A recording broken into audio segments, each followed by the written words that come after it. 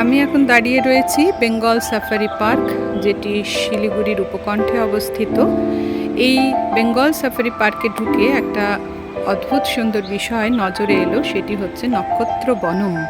এটি তৈরি করা হয়েছে একটি 3 স্তর বিশিষ্ট পবিত্র বাগান রূপে, যেখানে 48টি গাছ আছে এবং যার মধ্যে 27টি নক্ষত্র, 12টি রাশি বৃক্ষ রয়েছে আর 9টি গ্রহ বৃক্ষ রয়েছে। জ্যোতিষশাস্ত্রীয় এবং ঔষধি এই সব দিকগুলোর উপর ভিত্তি করে ঔষধি গুণসম্পন্ন গাছগুলি নিয়েই এখানে এই বনটি তৈরি করা হয়েছে।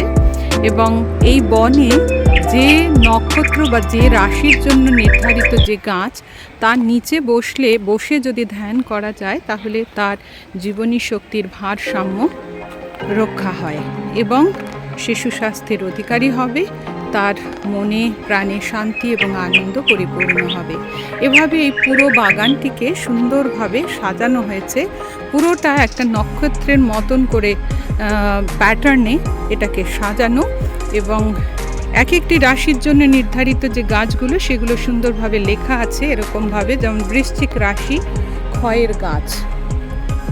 শনি এই গ্রহটির জন্য নির্ধারিত গাছ হচ্ছে স্বামী গাছ।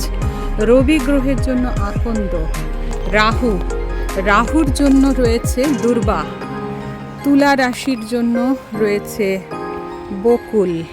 কন্যা রাশির জন্য আম। অর্থাৎ এভাবে প্রত্যেকটি রাশি নক্ষত্র এখানে রয়েছে। 7টি নক্ষত্রের জন্য অর্জুন গাছ। এভাবে এটিকে সুন্দরভাবে সাজানো আছে এবং পুরো যে জায়গাটি এর জন্য নির্ধারিত করা সেটাও খুব সুন্দর। এভাবে গেটগুলোকেও সুন্দরভাবে সুসজ্জিত করে পুরো জায়গাটিকে সাজানো।